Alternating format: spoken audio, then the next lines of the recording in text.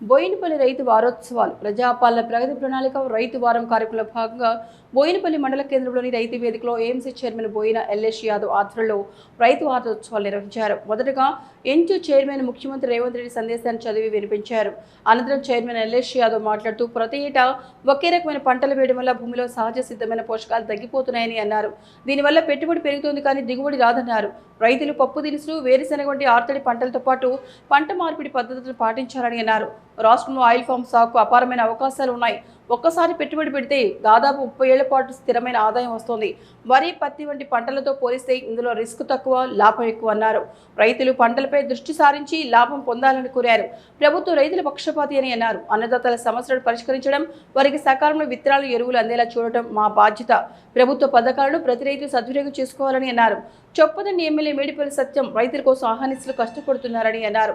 వ్యవసాయ అధికారుల సూచనల మేరకు పంటలు సాగు చేయాలని కోరారు. అనంతరం గ్రామాల్లోని రైతులను ఘనంగా సన్మానించారు.